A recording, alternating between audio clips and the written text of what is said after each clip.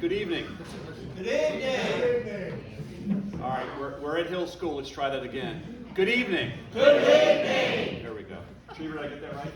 Nice job. Okay. Can everybody hear me? I don't. What? Please escort him out. No, is everybody in the back able to hear me?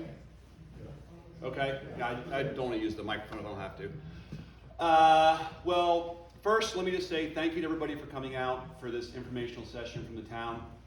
We really appreciate it.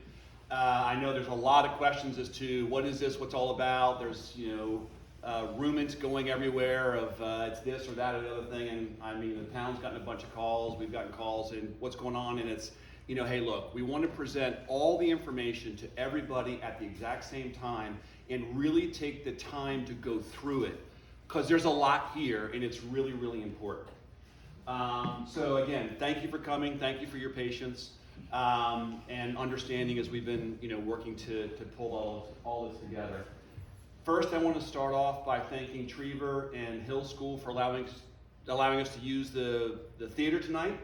We really appreciate it. The price is right.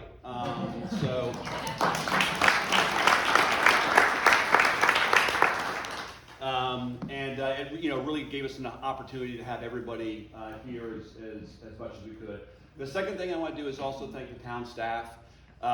This has been being worked on for a number of months. They've worked really, really hard to try to understand exactly what the challenges are, what the options are, and put it out in a way in which we can structure a good discussion with everybody tonight.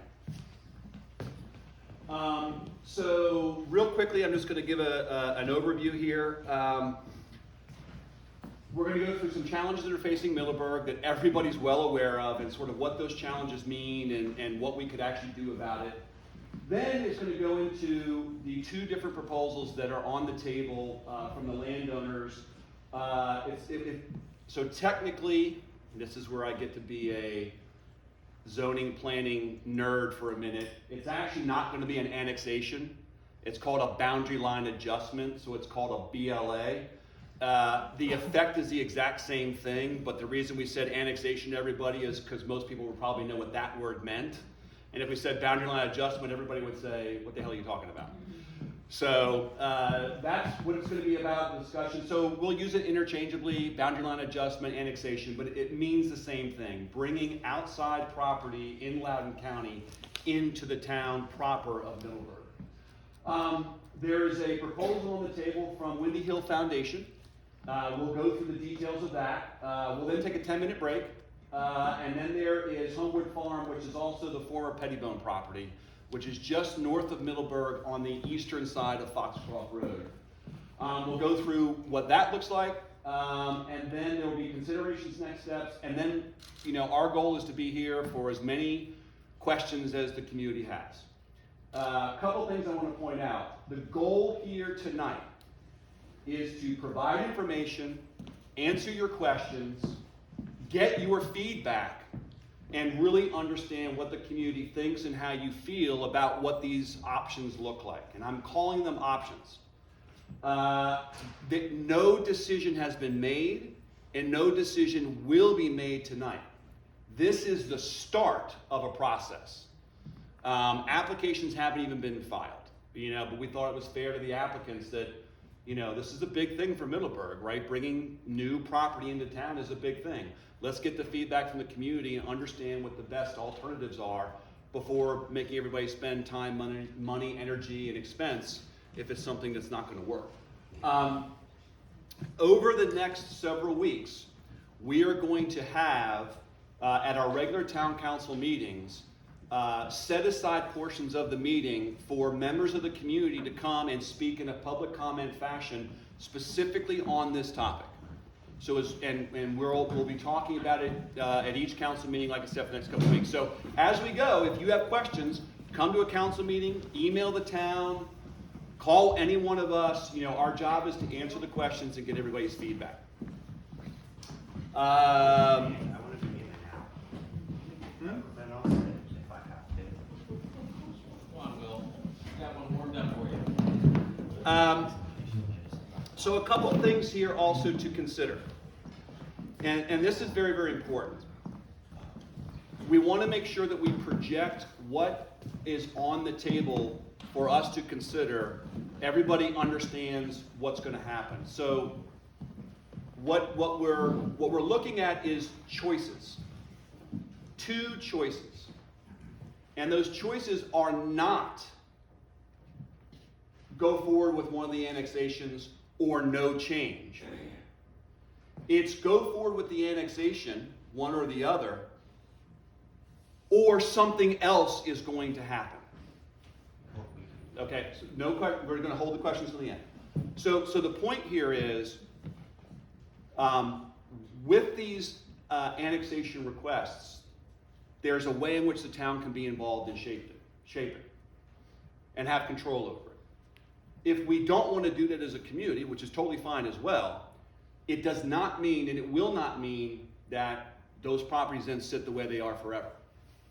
Because they are in the county, and they have the ability to have things done with them, and owners have the right to do what they like with their property.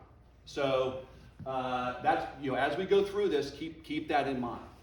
The last thing I want to mention here real quickly is these 2 proposals, interestingly, came in about the same time, but they are fully independent of each other. It is not all or nothing. It is all. It is nothing. It's one or the other or another, right? So it is not as though the discussion around the Windy Hill annexation and then the Pettibone annexation are combined. And that's also why we had a 10-minute separation in between, so that we can present what's going on with the Windy Hill application, think about it, write down questions, stuff like that, then move on to the next one, understand the details, focus on that, and then, come up the end for Q&A. So the last thing I'm going to say is the conversation is almost, I say not the same, but it's very similar to the salamander conversation 20 years ago. For everybody who was here then, right, it was not an option of nothing or the resort. It was an option of 250 homes or the resort. One being in partnership with the town, the other one, by right development in that land in Loudoun County. So that's, again, kind of the dynamic we're looking at. And the last thing I want to say here, too, before we move forward, is this. There is absolutely nothing in either of these proposals that any one of us from the community should take in a hostile or negative way towards any landowner or anybody involved in the process. Loudoun County has its zoning, and people can, we all cherish property rights, and we want to be able to do things we're allowed by law to do with our property. So I absolutely do not want this to be about, I wish someone would do this, or I wish someone wouldn't do that. We all wish people would do a lot of different things, right? But we got to follow what our zoning says, and we got to make sure that we stick to the facts and the details that are before us.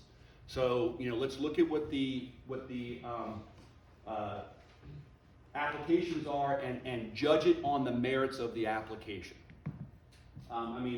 I'm right there with everybody else. I wish we still had the B&A, the coach stop, and everything around Middleburg would never be built again. But that's not the world we live in, so. Okay. So challenges that are facing the town. So one of the things that we did when these 2 proposals came in was we looked at it and said, well, the development's going to happen. Do we want to be involved with that development and try to control and shape it, and also try to meet some challenges that the town is facing that we've acknowledged over time, or not? And then let those developments happen how they want to happen outside in the county, and they go their own path. And so council decided we wanted to look and see, could we actually engage, and what would that look like, and could these proposals help solve some of the challenges the town's facing that we all know about? So that's kind of the prism in which we looked at this. So, and Danny and the staff haven't seen this slide. I just threw it in at the last minute. I was thinking today as I was going through and practicing this, what is it that makes Middleburg what it is? And the thing that's most special about this town is everybody who's here today. And I was at a county planning meeting earlier today for affordable housing on the zoning ordinance committee. And it was this perfectly fine discussion about how do we have affordable housing and number of units and the size of the square footage and what the price is, and we have to subsidize this and do that. And it was great, but it was sterile, it was antiseptic, and it was very much about square footage and walls and roofs and parking lots. And I was sitting there thinking to myself, that is what is so wholly different about living here than, the way it feels in a lot of America today. And it's really because of every single person you see on that screen right there. And what is special about what we see there is that everybody on that screen is from every different walk of life, every socioeconomic background, cultural, religious, age, lived here their entire lives, been here 10 minutes. But every single person there, up and down the spectrum, cares deeply about the neighbor across the street from them, cares deeply about the future of the town, and cares deeply about the sense of community that everybody has for one another, and it's because of the relationship with ourselves. And what does that mean in terms of housing going forward? Right? What does it mean if a house is now $1.9 million in Middleburg? 99% of the people on in that picture are out. That's something that is really concerning. And what do we do? How do we evolve to ensure that that is always here for the next set of generations? So change is always inevitable. The question is, how do you manage that change? A couple of quick numbers, because I love numbers. I found this interesting. In 1970, the population of Middleburg was 833 people. In 1990, the population was 549. In 2010, it was 673, and now it's back to 830. So, believe it or not, the population, the nature, the character, and the makeup of Middleburg has changed significantly over the years. I mean, we've never really gotten rid of housing. We've always added more housing, but our population actually went down for a number of years. So, again, just keep that in mind as we go through and we look at what we're trying to do. But at the end of the day, the question is, to me, what is best to make that picture endure for the next 100 years? Okay. Growth and land use pressure around us in Loudoun County. This is no surprise to anybody here. We have seen the negative consequences of growth, unconstrained growth in Loudoun County over the last 20 years. Since 1990, Loudoun County's population has doubled twice. There was 90,000 people in 1990, I think it's 440 now. Over the last 20 years, Loudoun County has grown at 5% per year. Now, if anybody in here is in land use and planning, you can't say the answer. What was the national average? Anybody know what the national average is? Darlene got it right. 1%. So Loudoun County grew at 5 times the rate of the nation for 20 years. And this is the unintended consequences, right? And look, I'm not trying to say that anybody's a bad person or doing horrible things. They're trying to adapt as best they can, but it is a hard dynamic. So the negative consequences, cluster development, which has been, a big issue for a long time, and you see it right there. Data centers, they're down the road in Lena. That's 8 miles away. So the pressure's there. By right development is a real problem in Loudoun County. And what by right development means is if you own a piece of land, even though you're in the rural area, there's like 40 things you can just automatically do with it. And some of them are incredibly intense. And right now, the county's going through a zoning ordinance rewrite process, but we cannot guarantee that what we're going to see is going to solve or help alleviate some of these problems. So Middleburg can control what's in its borders, right? But how do we make sure that's what around and near our borders we try to address as best as possible as well? Okay, this one scares me. Okay. Everybody knows what this is. This is 20 years ago. Route 50, Gilbert's Corner is right up there by the plus sign. Yeah, 20 years ago, so I was 11. And this is 20 years later.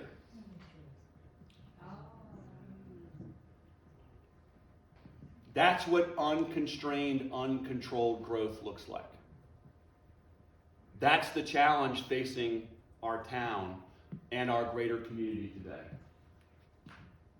Okay, so as I mentioned, so we're in the rural policy area of the county, and most of the land around us is zoned something that's known as AR2. And basically what it says is you have one home for 40 acres, but if you cluster those homes, you get to have basically 3 times as many. So you can have one home for 15 acres. So everybody remember Banbury Cross, you know, that's, I don't know, 500 acres. That's how they were able to get 40 plus or minus homes, was they did a cluster development. But look, it's not just about cluster development and homes. These are all the other permitted uses in those 2 properties that we mentioned that are on the table. Okay? So some of these, you know, no big deal. Stable, library, limited brewery. Anybody know a limited brewery near town? Again, I'm not saying they're bad things or people are doing bad business. They're doing what's permitted. It's our responsibility as town council and as the community to try to address the intensity of the impact. So growth and land use continue to pressure us. And again, we can only control what's directly in our borders. The moment we go outside of town, it is Loudoun County. So I think this is an interesting picture. So would everybody consider that kind of an intense use? Yeah, okay, that is Vanish Brewery, which is in an AR2 parcel and is completely permitted by Loudoun County zoning. So, you know, you say it says limited brewery, but I mean, that's the size and scale that things can get to. Okay, so we talked a little bit about zoning, and we talked a little bit about pressure with growth and development. The other crisis that is gripping the county, and it's a big area of topic all the time, and honestly one that is becoming an acute problem in Middleburg, is housing affordability. One of the things that used to make Middleburg great was, going back to that picture, everybody in those pictures had a, you know, the income scale was from, you know, the person working in Safeway all the way up to the guy with a corporate jet. And every one of them had an opportunity to be able to make Middleburg their home because there was a housing stock or housing availability for them. That dynamic is changing. Part of what's causing that is the pressure of development, just making land values go up. Part of it also is Middleburg's a desirable place to live. So one of the things we've identified is that we do have a lack of supply of entry-level homes to rent or to buy. Loudoun County's average age is 36 years old. And that's probably fairly typical, you know, probably Fairfax is the same thing, stuff like that. Middleburg, it's either 50 or 52, right? One of the reasons that is because the housing prices have outstripped younger families' ability, especially people who are teachers or county workers or things like that, to be able to afford and come and make Middleburg their home for the rest of their life. That was one of the issues when I first got out of school. I wanted to come back to Middleburg and live, and I couldn't afford it. The average teacher salary is $57,000 in our region.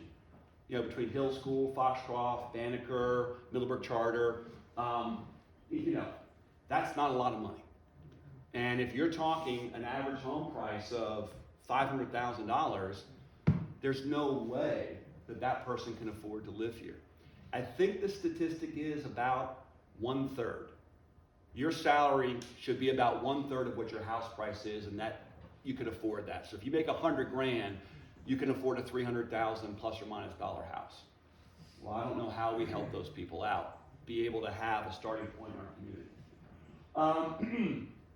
The needs that we got from the local heads of schools, Trevor, Kathy, everybody else, was there's a need for at least 70 units just for teachers in the Middleburg area. So they don't have to drive 45 minutes in Clark County or Winchester to be able to live here. And then there's all the other type of, you know, working folks at Salamander or on the farms, agricultural workers. You know, what is the option for him? What is one of the things that drives housing costs, the size of housing? And I'm just going to jump to this one. the AEI did a study back in 2015 on how big are houses becoming. I won't walk through this thing slate by slate, but essentially what this basically says is in 1973, the average single family home was about 1,700 square feet, and you had 3 people living in it. Today, the average single family, detached house is 2,800 square feet, and you have 2.5 people living in it. So amount of square footage per person has gone from 550 square feet to 1,100. On average, the housing has doubled in size per person. That's why the average home price in Loudoun County is $700,000 or whatever it is. They have just gotten big. One of the great things about Middleburg is, especially if you look at the Ridgeview area, we have small lots, small houses. That does drive a level of affordability. But it's harder nowadays because the income that folks, disposable income people have is not as flexible. So I'm sure everybody saw this, the tax assessments. Well, I'm sure you got your tax assessment, but the averages for Middleburg were up about, Danny, was it 19% in total? Yeah, in total. Yeah, total housing value assessment went up in Middleburg on average 19% in 1 year. And that's been driven by a lot of the tear down and rebuilds and folks coming out of DC to come here and driving the prices. I mean, I know everybody here has seen some of the prices that, a house 3 years ago went for $500,000, it's going for $899, and you're just like, how can that be? We have some recent tear downs and rebuilds that are driving values over $1 million. And we have, and that also means we're losing small lots. Every time we tear down a small affordable house, you lose one. And you replace it with something, that starts to drive the cost up higher. So I'm going to give a quick example of 204 Sycamore Street, which is just up the street from Darlene. This is a satellite view of that house in 2018, I believe. The lot size is 0.26 acres. That house was about 1,200 square feet, had 3 bedrooms, had 2 baths, and it sold a couple years ago for $440,000. And there it was, from a different angle. Eddie Moore lives to the right, Will lives to the left, and Darlene lives just to the left of that. That house was bought, has been torn down, and this is what's being built in its place. So, just to give you an example, the first one was 1,200 square feet, 3 bedroom, 2 bath. This home, same lot size, 4,430 square feet, 6 bedrooms, 5.5 baths. Sale price, $1.465 million. And what's amazing is, what was the data earlier? The number of folks per home has gone down by half a person on average. So look, again, I am showing this to point out something that's happening that we need to get our hands around. I'm not going to vilify the builder. He is doing something that is absolutely, totally permitted. And you cannot fault somebody for doing something that's permitted within the law. But it's our government's responsibility to change the dynamic if there's goals we want to try to achieve for the greater community. Okay. And then this one is an aerial view of a home that recently got put up on Walnut and Martin, I believe. It's where Von Miller used to live. So that was the lot, again, approved for demolition, totally within town planning, town zoning, all that kind of stuff. But that's what's there now. So, and again, no one's doing anything wrong. But it's on us to try to figure out, number one, how do we, put that in the box the right way? But then also, as this happens, do we have the right type of balance of affordable, attainable housing, whatever you want to call it, to meet the needs of the future? Okay. So, as Bud loves to say, this is our continuum of housing, spectrum of housing, whatever. Basically, the housing to meet the needs of the community breaks up into 4 boxes in Middleburg.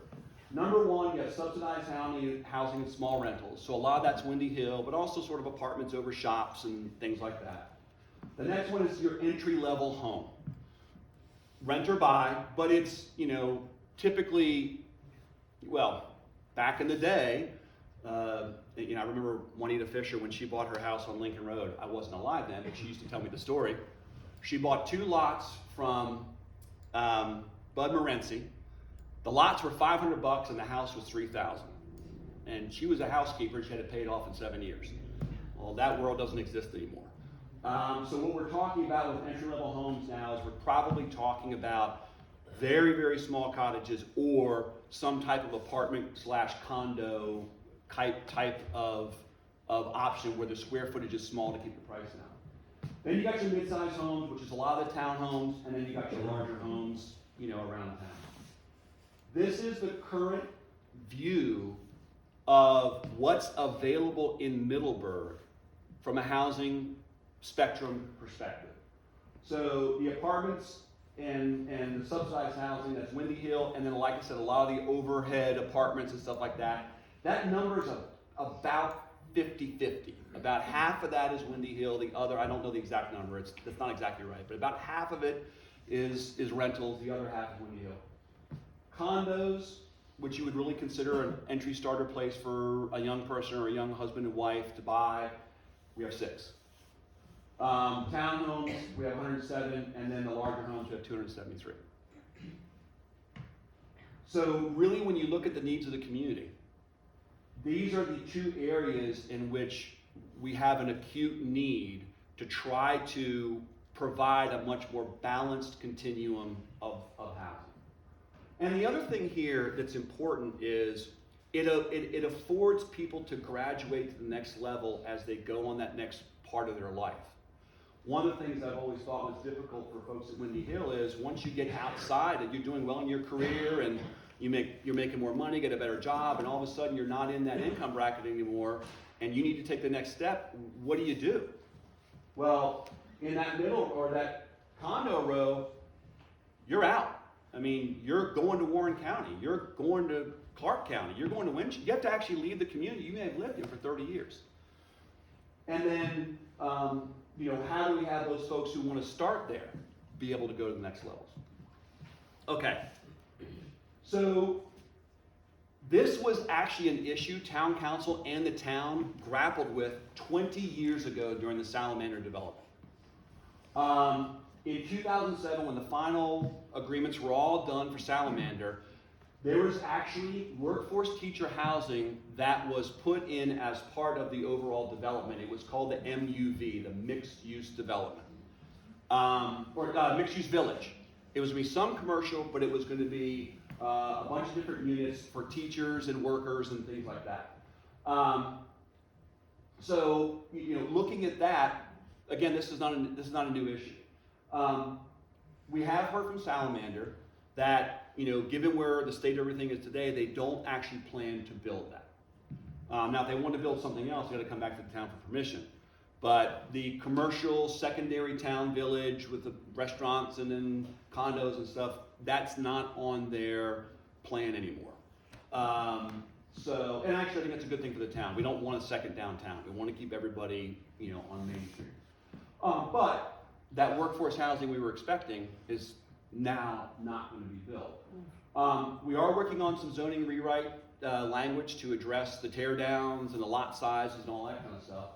But based on our comprehensive plan, this was the language that we heard from the community 3 years ago when we did the new comprehensive plan. Maintain a diverse community of attractive neighborhoods that provide quality housing for an ever wider range of residents in a style that matches our historical character. So, that's what we were trying to understand as we looked at these 2 BLA proposals to see if there was other things that could be done. And this is what the mixed-use village was. So that is what Salamander had. So when you go right into Salamander, right there on the right in that big open field was where this was going to be. And there was going to be faculty housing, workforce housing, and the total number of units that were approved were 60 units. And those were all going to be rental and condo, kind of things, not subsidized housing. And the next piece here is really, what do we do about our green belt? So in the county comprehensive plan, there is language that the county is to work with us to try to put a green belt of protective space around Middleburg as best we can. I hate to say it, that was in the county comp plan 20 years ago, and it never really happened.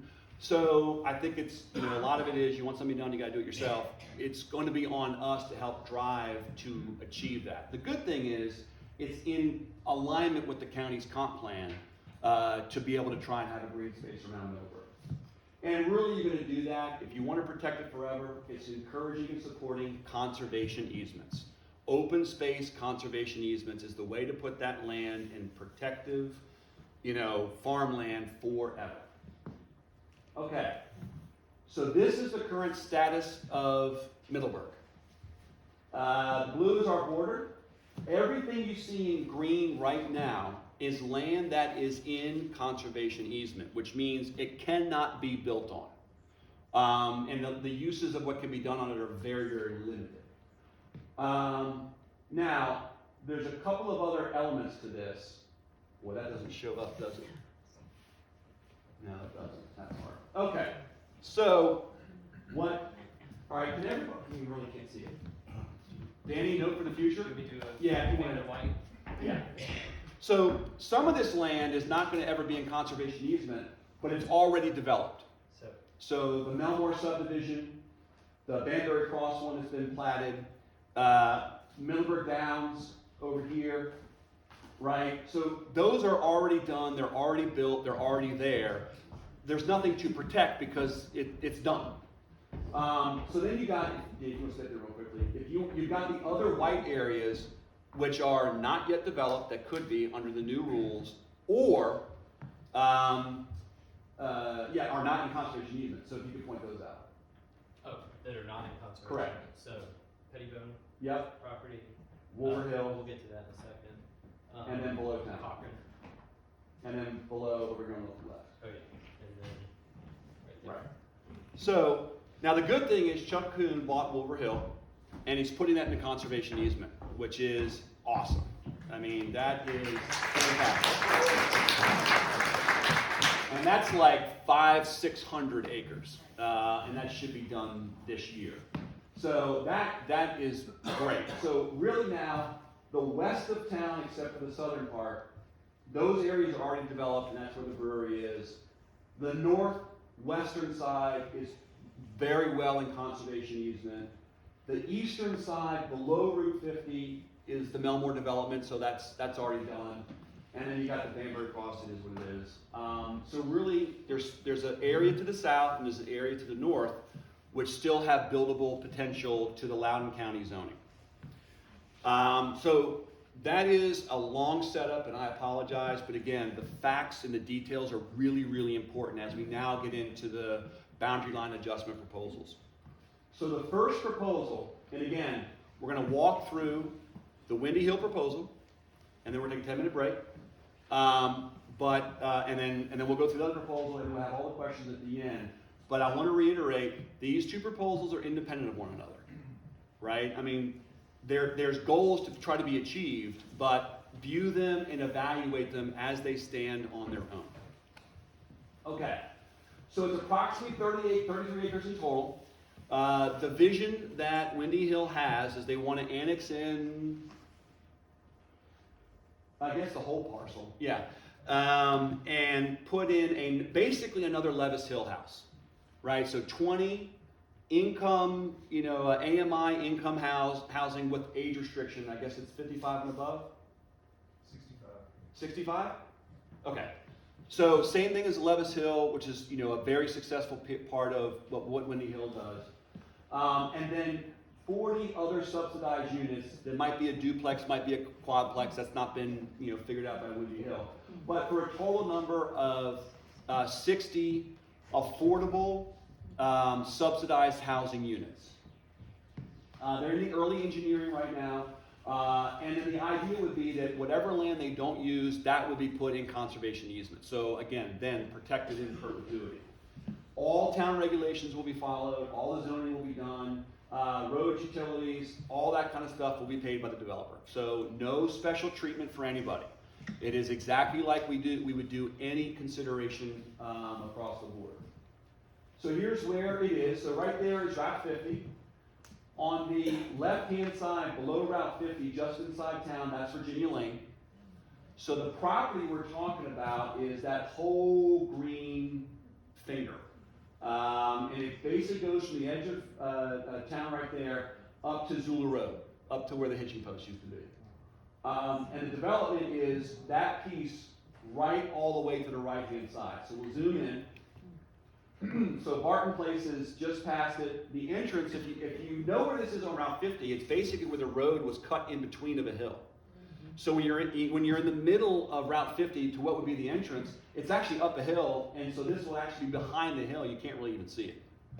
So the idea is the quads or the duplexes for 40 units, probably something like Virginia Lane. And then down here on the bottom left, their idea is another Levis Hill type of development. And I mean, that whole green here would then get annexed into town. So that white dotted line would go down, out, up, and back.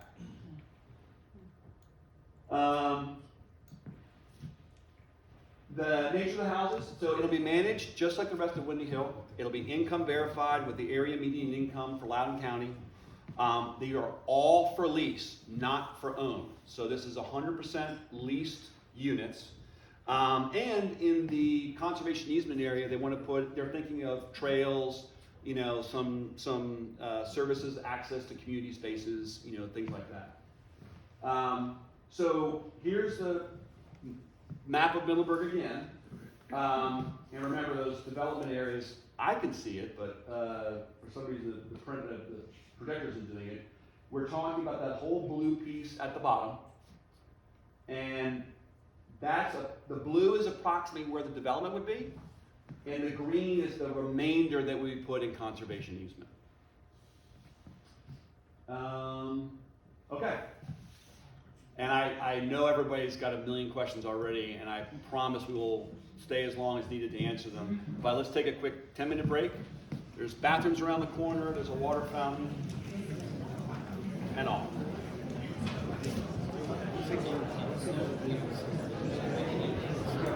I'll go back. Yep.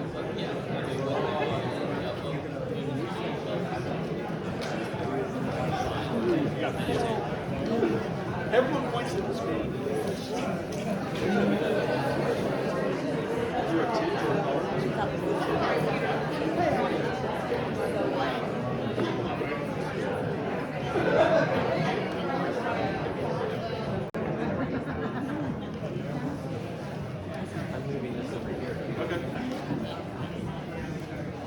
Well, I am standing here. Yeah.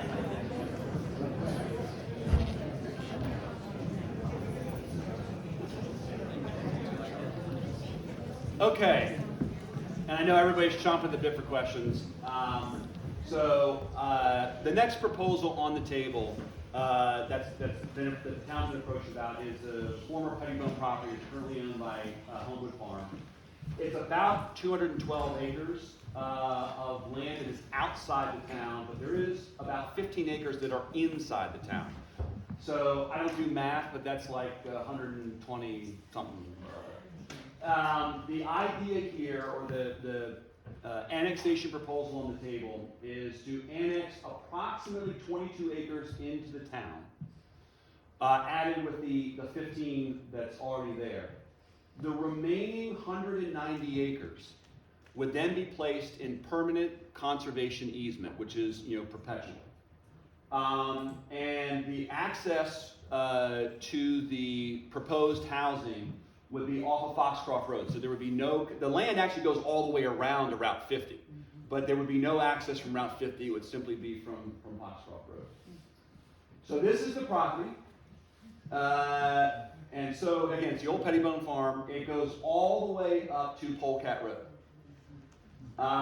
And the purple area with sort of light blue top is the part of the land of the property that's actually already in the town. So that's existing in Middleburg right now. The proposed BLA annexation is that blue area that would come in as well. So that remaining, area above that, the 190 acres, was what would be in permanent open space easement, just like Wilbur Hill, which is right across the street. Okay, if annexed, BLA, whatever, the proposed scheme would be 66 units that would be in the town of Middleburg. So they'd have water and sewer, there would be no issue with wells and septic and all that kind of stuff. And the idea is sort of three components. 48 condo units, but condo apartment type units, 1, 2, and 3 bedroom, in 2 buildings, and I'll show you where those potentially, are sort of notionally slated to be. And there would be 8 modest townhomes, and then 10 single-family cottage, very much like Ridgeview cottage style homes that would be in there. Again, the 198 acres above it would be a conservation easement.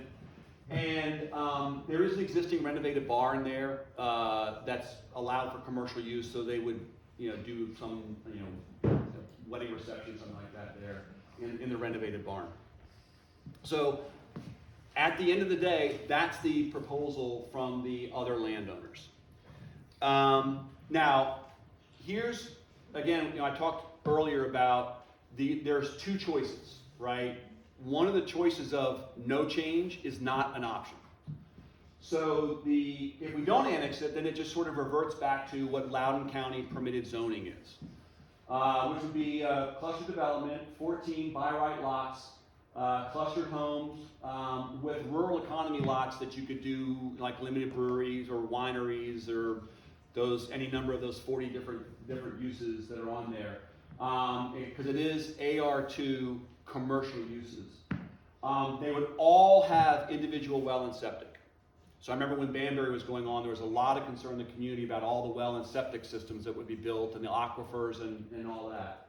And then again, there would be no town control over use, design standards, zoning, noise and light pollution, traffic, or any of the other town ordinances. It would really be, Loudoun County would be the landlord, probably the best way to say it. So here is specifically what we're talking about in terms of up close and personal to the part that would annex into the town. So right here on the left-hand side, oh wait, that's right, this thing has later. This is Foxcroft Road. Right here, I believe, is the existing barn that was renovated. So that's, that would still be used for something like that. Here would be the small townhomes. This would be the 10 cottages. And then here would be the 2 condo unit buildings. Sort of back behind the hill line here and the hill line here. Access would only be here off of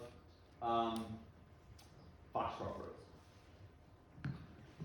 So, hey, now we can see it. Everybody see the development color now? Okay, yeah, those are the other areas. So what we're looking at is the blue area here would be what comes into town, and the rest of this gets put in permanent conservation easement like Wilbur Hill. So that's kind of what the overall view of the proposal looks like. Okay, real quickly, some considerations related to the boundary line adjustment. So those are the full parcels that would come into town, those 2 blue areas. So for the Windy Hill application, it's the full parcel comes into town. For the Pettibone property, it's only the blue. The rest stays in Loudoun County, but is in permanent conservation easement, as that is shown right there. Some considerations that the town really does have to take into account when we look at these 2 proposals. Number 1, do we have sufficient water and sewer capacity? I mean, one of the reasons to do a potential annexation is because, as the community brought up during Banbury, well and septic, what do we do? How does it damage the aquifer, stuff like that? All of these homes and units would be on town water and town sewer. we have sufficient capacity to be able to accommodate those. Number two, no capital expenses paid for by the town. So everybody would be treated like anybody else. You're gonna have your own water hookup fees, lay your own infrastructure, stuff like that. We will have, operational costs, so once those sewer lines get put in, we're gonna have to be the ones that maintain them, but we will generate user fees and capital, we'll build capital accounts to be able to manage that. And the connection fees apply. There is certainly gonna be a question about traffic. We will work with VDOT to assess that and address whatever analysis comes out of them as to what the impact from a traffic perspective would be. And we want to make sure that whatever gets done, that the applicants put in significant pedestrian connectivity so that folks can walk into town, but walk into town safely. Not on Route 50, not on Foxtrot. Okay. So what would the net effect be to the town, if both of these proposals were accepted? So significantly, and I will say, I think I'll real quickly speak about Windy Hill. I think everybody here is incredibly proud of Windy Hill, what they've done, Kim, Hart, and the Washburns, and everybody who put that together 40 years ago. It has been transformed for the town, it's been transformed for our community, and I think we're all really proud of what they've done and what they continue to do. And they are wildly successful. The waiting period is like ungodly. So being able to meet that need, I think it actually is the character of our community. So most of that on the left-hand side, that 60, actually all of it, is the Windy Hill. So it would go from 91 to 60. In that middle zone, which is sort of the entry level, rent or buy, which is not subsidized at all, so it's all market rate stuff, that's where those smaller condo type unit elements would go, which is 48. So that brings it 54. Thank you. Some of those are the 8 for the townhouses, and then another 10 for the larger homes. So really, what we're addressing, I should say what could be addressed is that continuum right there. And in our comprehensive plan, which we did in 2018, 2019, this is what we heard from the community was what was needed to be addressed. I remember when we did those outreach sessions at the community center, the two biggest things that people came out was, we need more affordable housing for young people and teachers and the like, and we want more open space, parks and stuff like that. Okay, next steps. Right as soon as this slide's done, we're going to do questions and answer, and be gentle. We want broad community input. I'm sure a lot of folks will have questions tonight, but then you'll go home, you'll pull up this PowerPoint deck, and you'll look at it over the next couple of weeks, and more questions will come out. Email them to the town, call me, then I'll send it to Danny. No. Call me, call any member of council. We want the feedback. We want to know. Like I said, no decisions have been made. This is information gathering for us to make the best informed decision. You can email Rhonda, she's the town clerk, call the town office. Our council meetings are the second and fourth Thursday of every month at 6 p.m. Over the next several council meetings, we're going to have dedicated public comment sessions for anybody to come in and ask, or it's public comment, so it's only one way, but to give commentary, give feedback, and it's going to be on our agenda for the next several council meetings over the next couple months to continue to see the feedback we get from the community and understand what people think, what they like, what they don't like, what they want to see see out of these two proposals. Okay, now it's question and answer. Mr. Woodruff. Yes, sir.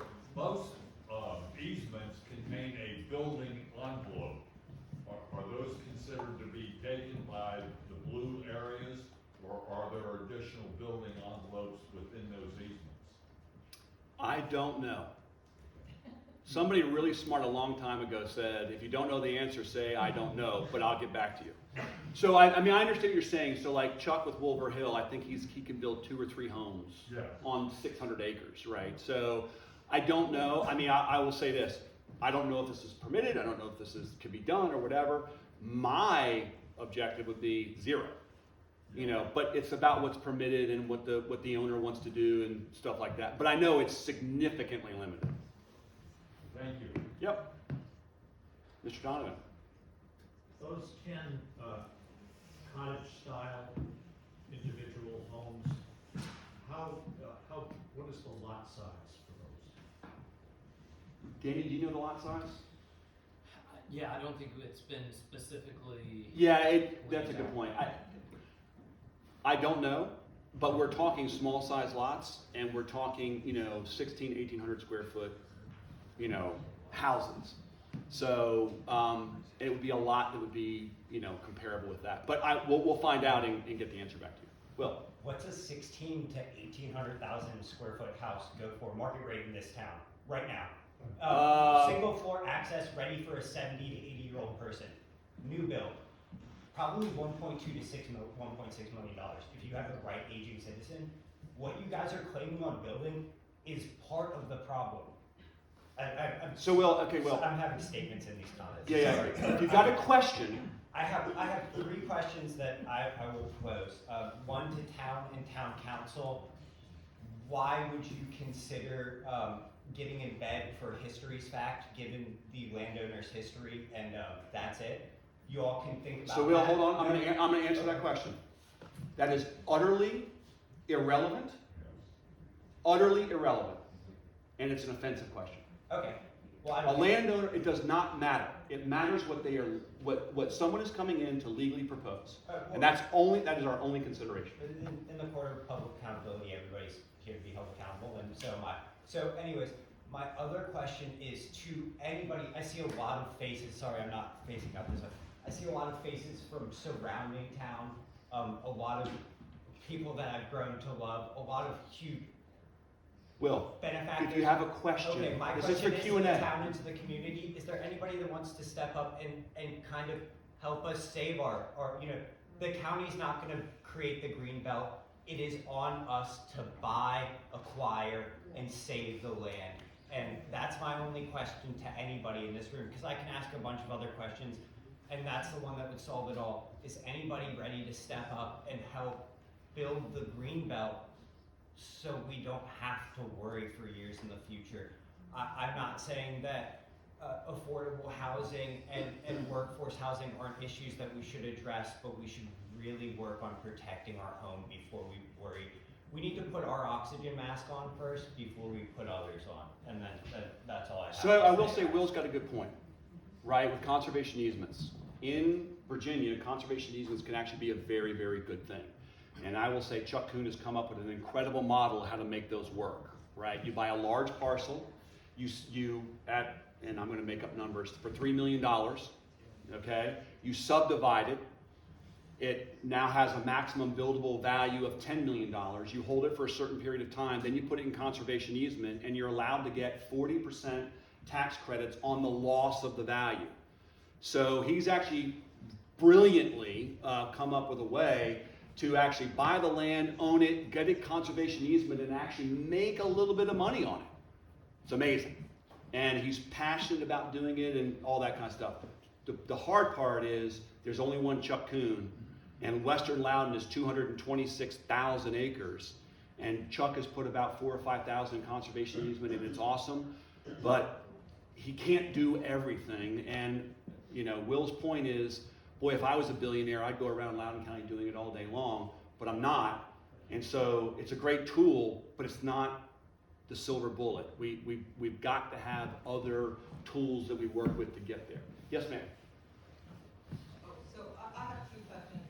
One is just thinking about the numbers. If you look at Salamander and the Foxcroft piece and the Windy Hill, that's like 160 plus units. 120. I'm wondering how the Safeway and all the services that we're used to enjoying, and I don't think those can improve, like what's gonna happen to service in town to the people who live here.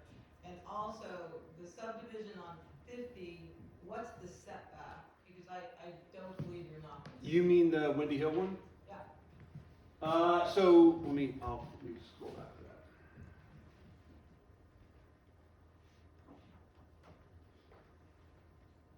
So that's what's a notional concept right now. Nothing is set in stone. So a concern like that is a great one. You know, make sure I mean, we're writing it down right now, but any concerns or thoughts you have about any of those ideas, well, it should be too far away, or what about this, or what about that? Let us know. We'll let the applicant know, this is a community concern. You need to be set back further, and they can work on it and try to alleviate that. So, to your question about services, so the total number of houses would be 120 if you did both, 60 and 60 essentially, or 66 and 60. Salamander's coming now. Well, these numbers already incorporate Salamander. I mean, the numbers are assumed that the 49 homes from Salamander are going to be built, because they are going to be.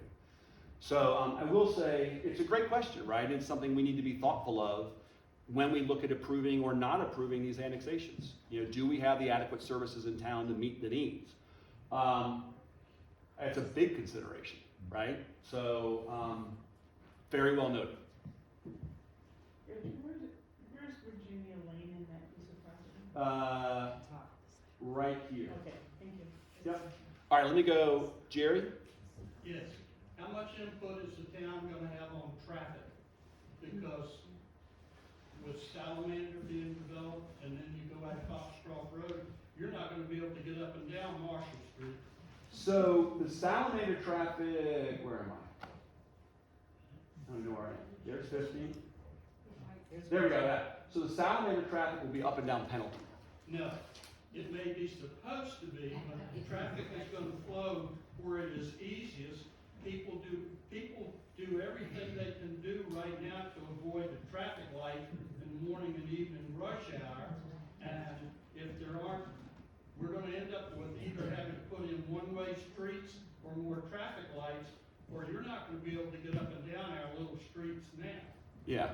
No, I mean, so Jerry, we are going to work with VDOT to do a total traffic assessment. I mean, so let's look at it this way too. What is on the, what has been proposed is the maximum that is there. But So how much control does the town have? all of it. For VDOT's decisions? Well, no. So VDOT will come and make an assessment and say, for safety numbers, you have to do this, you have to do that. And they have all the models of how that works, right? If it's X number of cars, you need a stoplight, you need a stop sign, and that's what VDOT does. I mean, so we follow what VDOT tells us because they're the professionals on when you need a stoplight, when you don't. And when, if the town considers doing these, one of the first things we'll do is get involved with VDOT to understand exactly what that impact looks like and what does it mean. If it means another stoplight, whoa, okay, wait a minute. Change of course, change of direction, maybe it's too much, maybe we need to do this, or maybe we don't do it at all. The idea with this information session is to give everybody the big picture and then to raise all these issues, Jerry, exactly like you're bringing up. So it's a great question. We don't have the answer. This, like I said, this is the start of the conversation, and it's a conversation. This is not a fait accompli. No decisions have been made. Yes, sir. First, I'd like to thank you and your team. I think this has been an excellent presentation. The last meeting that I was at, I think it was the urban planning one, where the gentleman came in, a real huge concern was the traffic through town.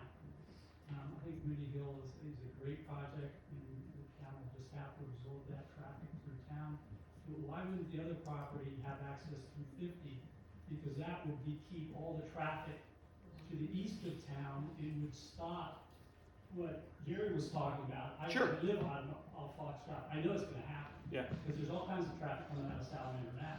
So I guess the answer to that question is, when there was a previous proposal for something else near there was a lot of concern from the community that they didn't want another entrance on Route 50. Because of the view shed and, coming into town right there at the right, it's sort of that nice little open spot right as you're going up the hill. I don't want to say that anything is off the table. I mean, everything is on the table, right? And if that's what comes out of the analysis that VDOT says, no, the only way it's going to work to manage traffic is you need to put an entrance on 50. Okay, understood, we got it. Community, what do you think? Right? Again, we're trying to be an information conduit back and forth between the applicants and the different stakeholders who will have a say in what we can and can't do. It's the county, it's VDOT, it's DEQ, it's all these things. Did the applicant bill want access through? I don't think, yeah, I don't think, if I recall, that there was a burning desire one way or the other. And I think from our perspective, it was, well, we heard loud and clear last time, nobody wants another entrance on Foxcroft, or excuse me, on 50 across from the cider barn. Okay, but, if everybody in the community says, actually okay with that, and it's gonna be safer, or VDOT tells us that's the only way it's gonna work, well, then we come back to everybody with that information and say, what do you think? So, yeah. Carter. Other than the developer, what is in it for Middleburg? Who wins here other than the developer? You got a water system that's in the tank now that barely, I don't know how it passes. And you're gonna let this happen, where's the money to reinforce what is getting ready to be proposed? So, from an infrastructure perspective, we don't pay for anything. The developer pays for it all. They pay the tap fees, they pay the installation of the utilities, they pay for all that. From a capacity perspective, Danny, we're at what? Water capacity is 30 to 40%. 30% of our water capacity, and sewer capacity we're at 40. 30. So that's a town of 500 homes and a massive resort, and we're at about 30 to 40% of our capacity. So adding 100, look, we looked at this. That was the first thing we looked at. Do we have the capacity to do it? So from a system capacity perspective, there's plenty of water and sewer capacity. And it's a new system, so, and like I said, the developers pay all the cost to install the infrastructure. And then they pay fees over time that, like all the rest of us who live in town pay fees to, when you gotta replace a water line or all that kind of stuff. So, but we absolutely considered all of that. The other thing is the question you had about what's in it for town. Like I said, this is not a choice of nothing or something.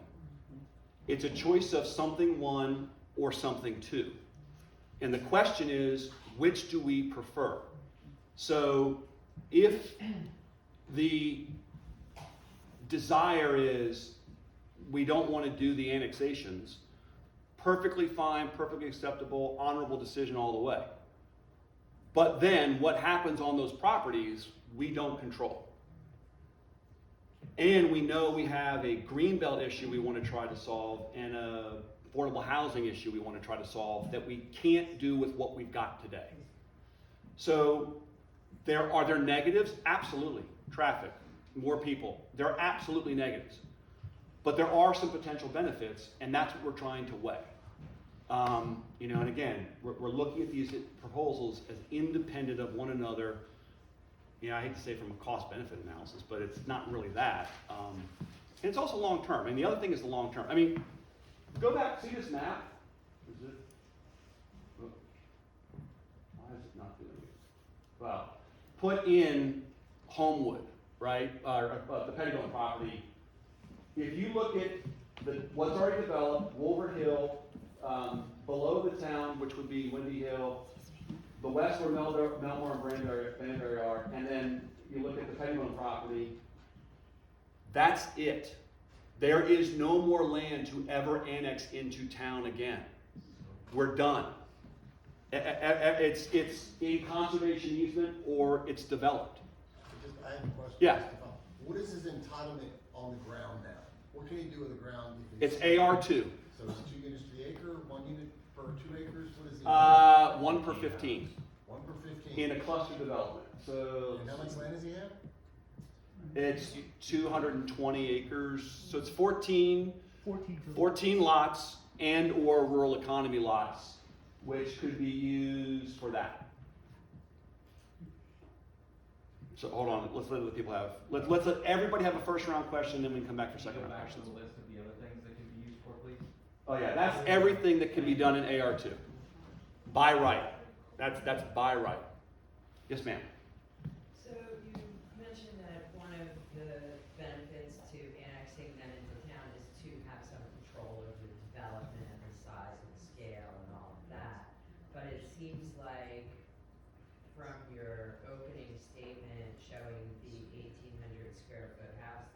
is already in town, that's now 4,500 square feet, 6 bedrooms, for God's sakes.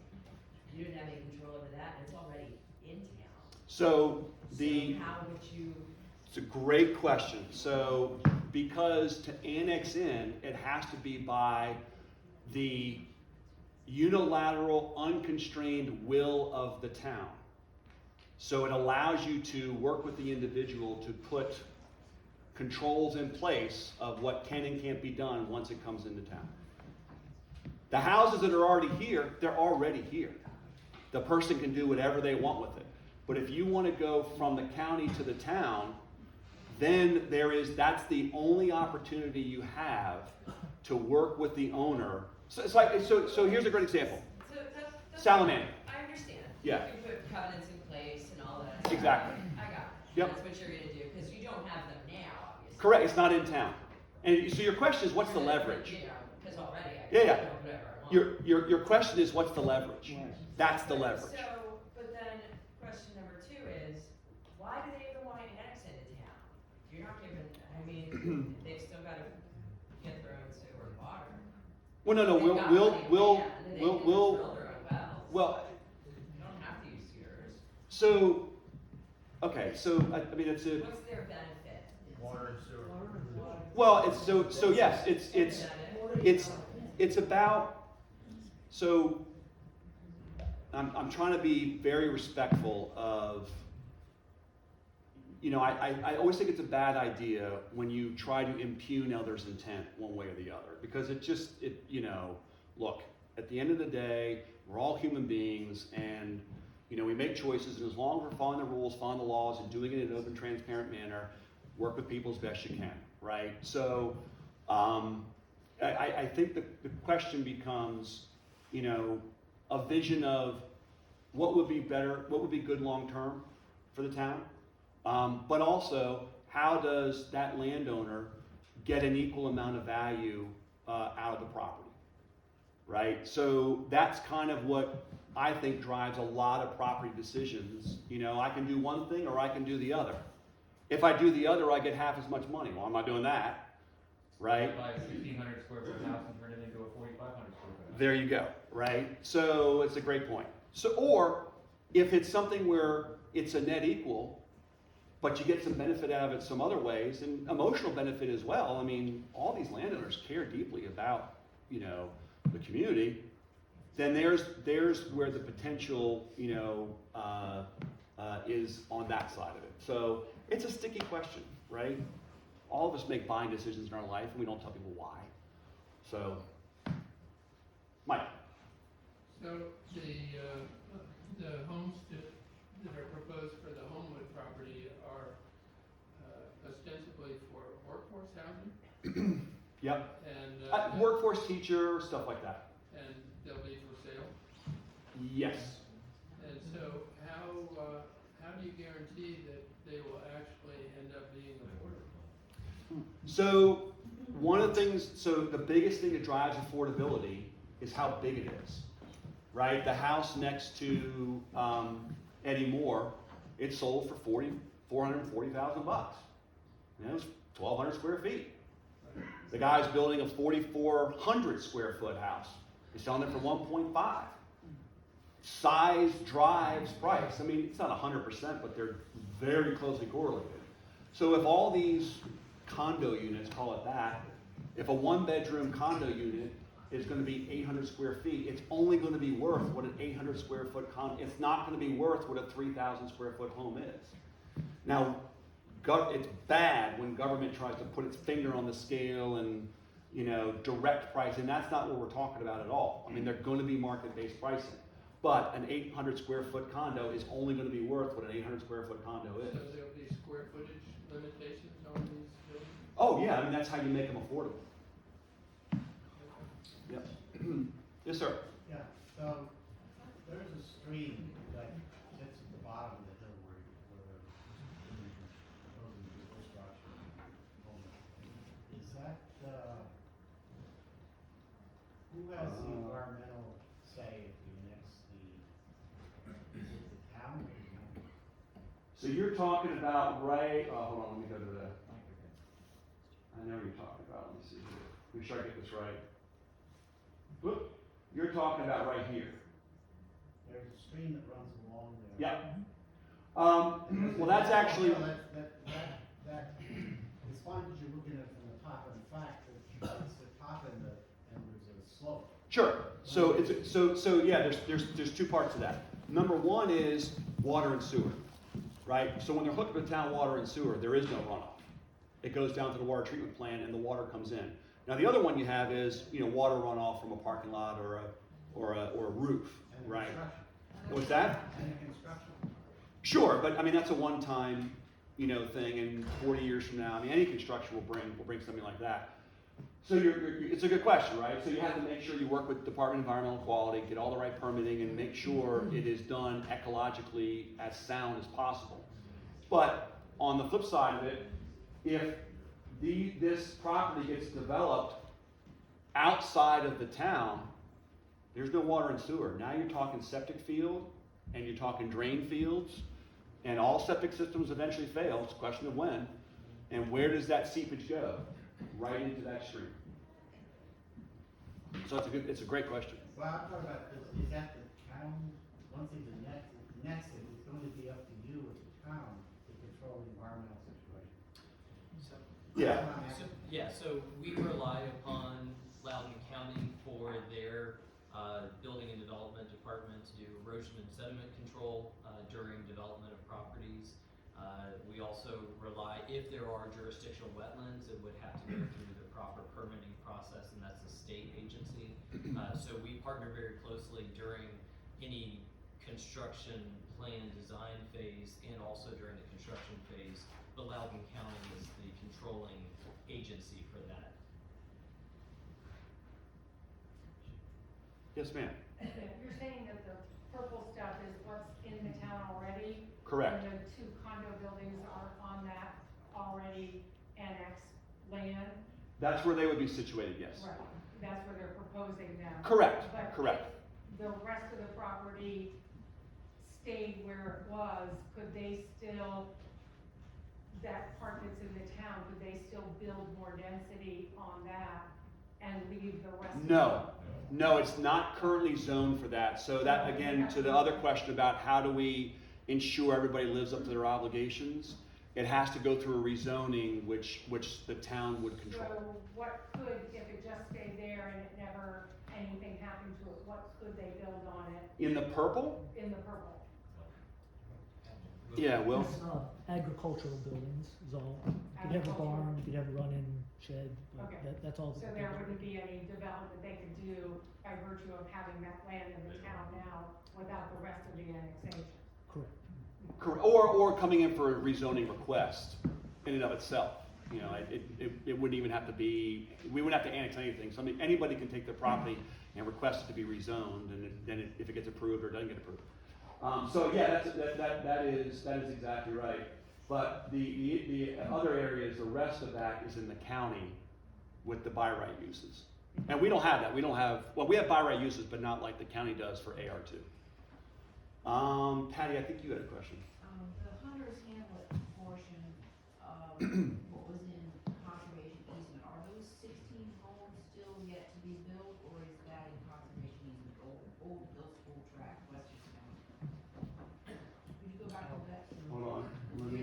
You're talking about where? Yeah, Right there. right beside. Right north. There you go. Those. Yeah. Oh, gotcha.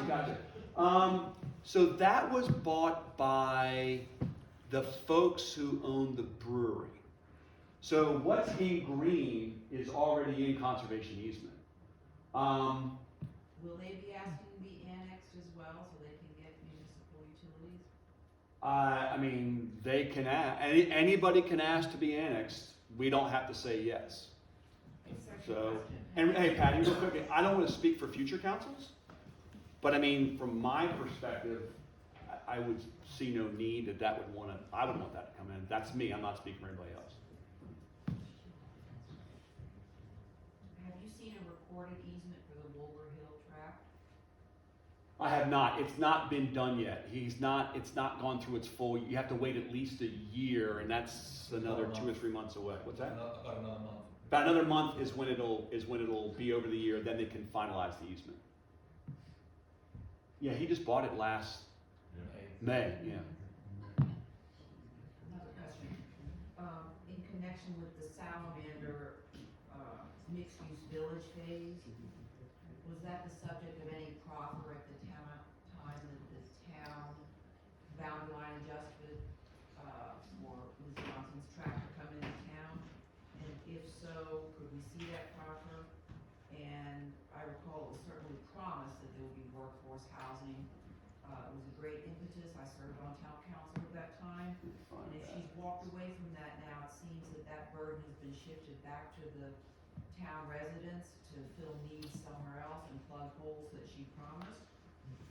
So you know, the exact process of how it was proffers or whatever else, you know, we can get you all that information. I don't remember exactly what went before what, but what came out at the end of the day was this mixed-use village was approved. So I'd it's like you to look into it. I didn't expect an answer tonight. Okay, yeah. I just want to be on the record that you'll research. Oh, that, absolutely. Because that was another promise by the landowner, a landowner, that wasn't fulfilled. And Wolver Hill may be a promise that might not be fulfilled. The other conservation easements haven't been drawn yet, that might not be fulfilled. I mean. No, I get it. I served on town council when we annexed that little panhandle of Windy Hill, and Earl Lewis and I were the only ones who voted against that annexation. Not because we didn't like Windy Hill or didn't think they needed more affordable housing, but this is exactly what has come now, is we created a precedent and we've exposed hundreds, if not thousands of more acres to the possibility of annexation because you've increased the footprint. And every time you do this, which is why I asked about Hunter's Hamlet, they've got a recorded subdivision, they're gonna need utilities. Those of us who know that tract know they can't get wells there. Oh no, you're absolutely right, and it was bought by the folks who own the brewery. Well, I know. I do know that. But no, we'll definitely take a look. One other question. Yeah, Carl. The primary tract at Homewood, has anybody looked at the soils there to see if it would hurt? I don't know. Because I mean, naturally, logically thinking, if it doesn't hurt, then the only way they make anything out of it is if they get annexed to get sewer. Sure, yeah, I mean, but it could be used as a 5,000 person brewery. Yeah. Well, no, you don't need that. Yeah. Helen. So can you go back to the Eric Prince land?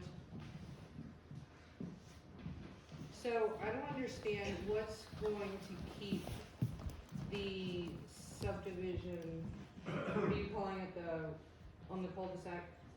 What is Right it? here? Yeah, I mean, other than the square footage, I don't know how you can really dictate that it's gonna. Sure. Oh yeah. I mean, lot coverage stay ratio. affordable. I mean, look at Jackson Let's- Hole. So again, where the town has the control is that it has to be annexed in. So that is a permissive action by the town. And I mean, I want to be very careful of running afoul of legal issues and all that stuff around proffers and all that kind of stuff. Yeah, I'm just saying there's no restriction on that. I mean, those guys. No. But there are legal means by which you put with covenants in place that all that can be done is X or nothing. So it's just like salamander, right? I'm just saying there's nothing that's really going to make it remain affordable once affordable is defined. Well, I mean, what drives affordability is house size, right? So if by nature what is built there is a 1,800 square foot house or 1,600 square foot house, it's only going to be worth so much. Yeah, I don't agree. I mean, I think it could still, that might be how it starts. I don't know that that's how it'll end. It's just a concern. Yeah. Well, I mean, if that's the case, I mean, just game this out a second here. If that's the case, then let's just allow every house in town to be 10,000 square feet because they're all going to be $10 million. So who cares? No, that's not. No, I know, but my point is size does drive the cost. So does location though. Sure. And 10 of those are at the top of the market, those 10 around the cul-de-sac, those houses. Well- Those houses are the 600K plus houses, those aren't affordable. I don't know what they would end up being. I mean, I'm just putting together. I got you, graphs and the Yeah, numbers. I totally get it. I mean, I totally understand. Will have to be Yep. ones that are more than 600K. Yep. But they're not 1.6 million. But if you want a teacher to live there at a $57,000 a year salary and they can only afford 150. that's So, really- yeah, I think part of the question is, you know, it's why you have that continuum of housing. So someone starts there and they get 10 years into their career and both spouses are working and they're making net combined 150, and then they move to something like that, right? I mean, we all didn't start in a 6,000 square foot house. We all started in an apartment, you know, eating ramen noodles. So that's kind of the dynamic of what's trying to be created. So, or what's being proposed. Yes, ma'am. So is it my understanding that the town has no restrictions on the size of houses that can now be replaced in the Ridgeview area? I mean, we're talking about going from 1,400 to 4,400.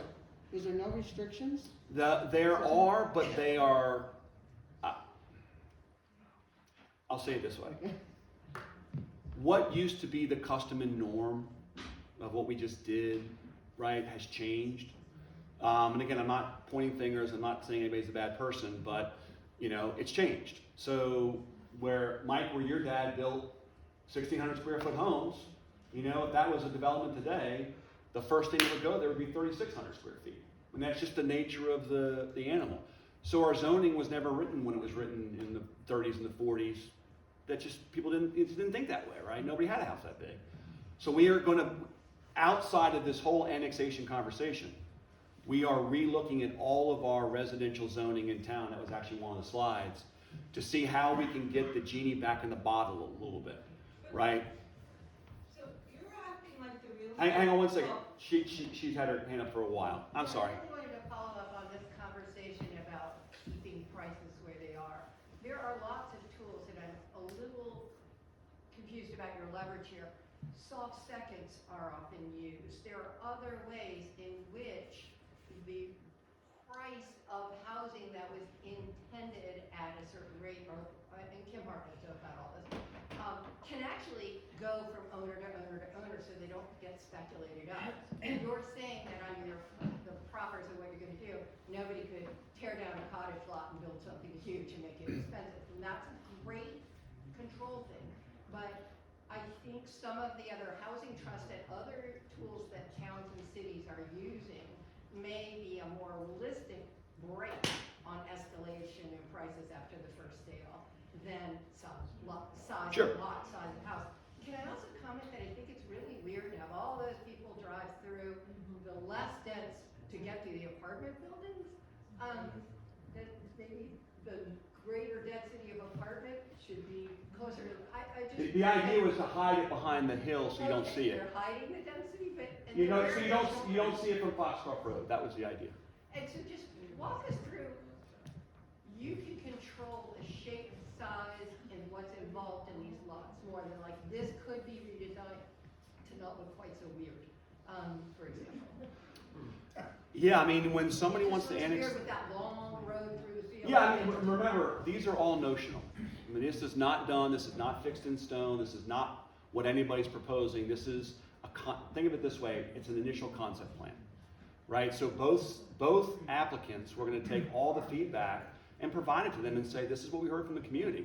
There's a concern about this, there's a thought about that. Wow, that's a great idea. Do maybe more of that, less of this. So that's kind of the whole, you know, view of looking at what tonight was all about. And look, the comment I'm going to make is that this is really, really hard, right? I mean, this is big for the town of Middleburg. This is like back in the 20s and the 30s when Ridgeview was laid out. You know, Ridgeview was a farm, and it became 220 houses. You know, so go back to 1910, Middleburg stopped at the community center. Right? So in 1910 or 1927, I think is when sort of Ridgeview was starting to be put together, the streets laid out and all that kind of stuff. The town was having the exact same kind of conversation. right? How does this change the nature of our town? What do we do? How do we control it? You know, change is hard for everybody. Nobody wants change. Nobody likes change. But it's that old saying, I can't remember who said it, either change, change will control you or you will control change. But either way, it's coming. So that's what we're trying to grip with is, if this change is there, how does the community want the town to shape it? So, I half agree with what you're saying, but you're painting a very scary thing that if these high-density things weren't built, that someone else might build something horrible. Somebody else might not build something horrible, so. Well, I got you. That's my point. Understood. No, I told her, and I think back to the vigorous community debate we had over Banbury Cross, right? And that was just 30 homes. But that's hidden. And that was vigorous. My second question was, I mean, the town of Middleburg depends on tourism, right? And people come because it's little and quaint, and the houses are little and quaint. They don't come to a community surrounded by subdivisions, and they want scenic roads, and the green belt that you talk about seems like that should buffer it rather than you make Middleburg less scenic. And I'm just wondering what it does to the tourism. Sure. So, we go back to sort of the photograph here real quick.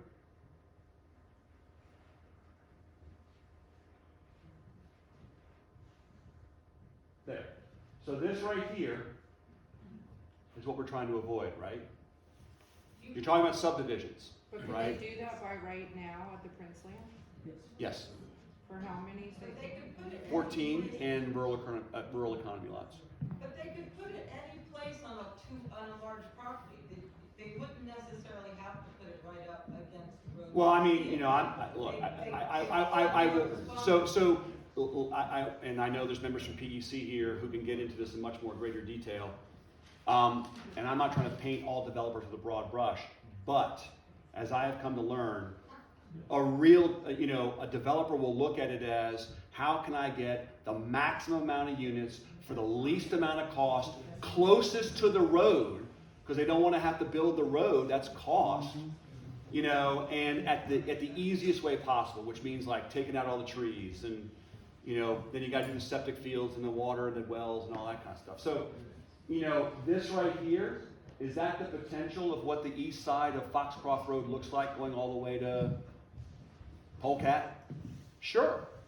And again, it's by right. It's only 14. It's by right. And by the way, that AR2 zoning is changing. It's in the process of being changed now, and with more uses, and so, I don't know what it's going to look like. So anyway,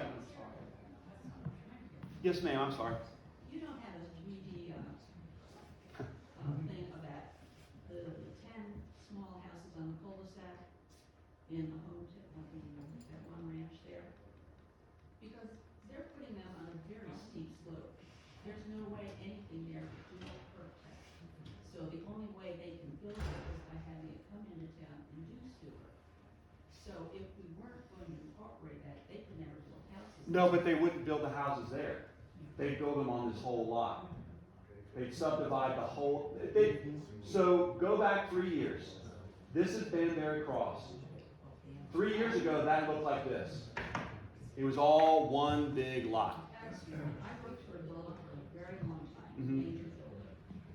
You're giving us the same lines that they gave the community. What I'm saying is, there's a slope there that is extreme.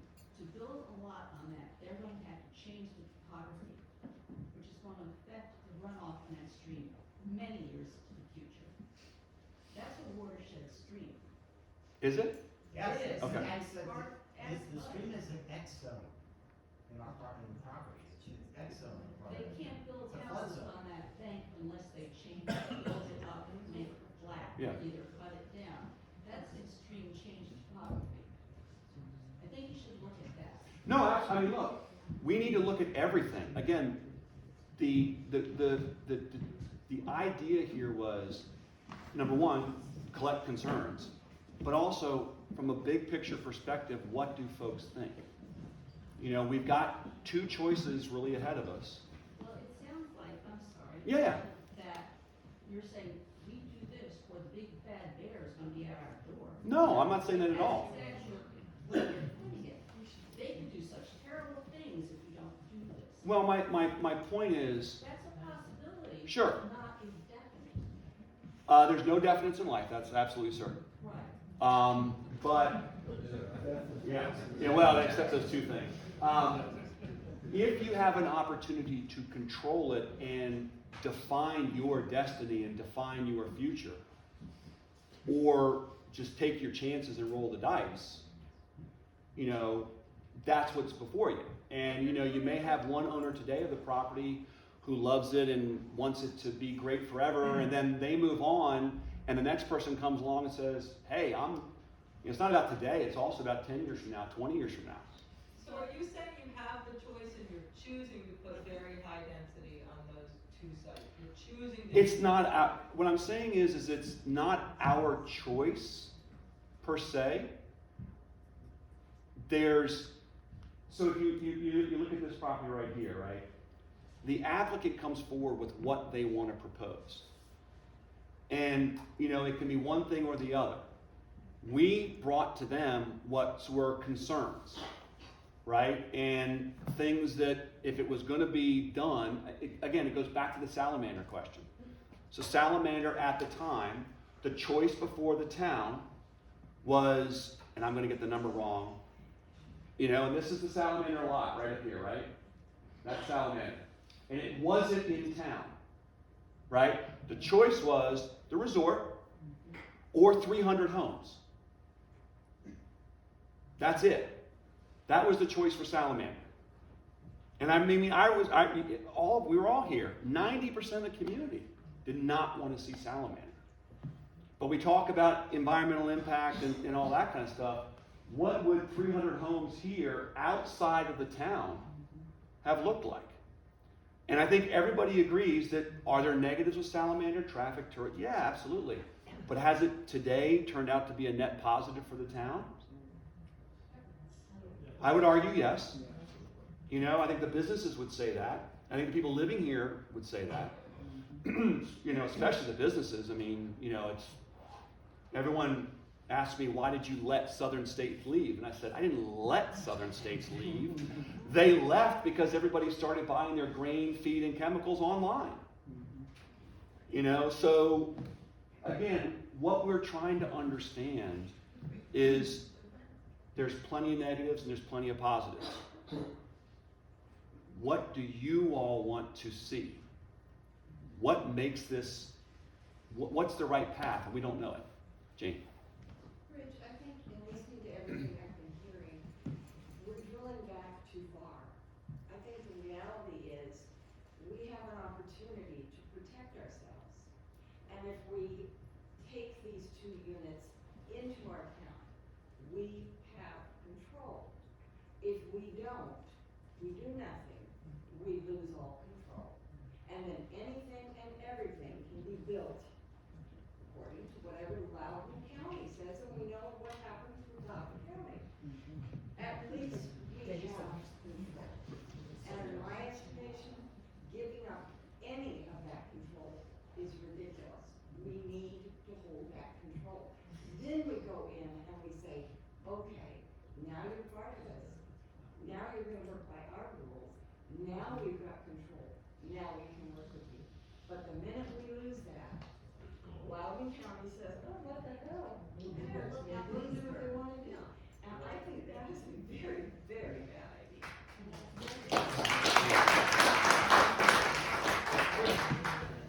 If control means allowing 66 units to be built on 22 acres, such a deal, that's a bad deal. Really bad. Again, I didn't say we had two good choices. I mean, look, I think every one of us would love for no change, right? But that's not an option. So, you know, it's now, there's good and bad in both. How do we all weigh it out to what, you know, is the best we can get. So I tell you what we'll do real quickly. We'll wait 2 minutes if any folks, I'm more than happy to stay, but we've been here a long time.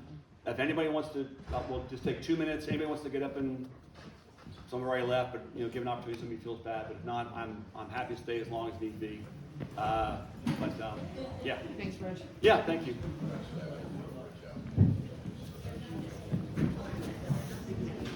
Jillian.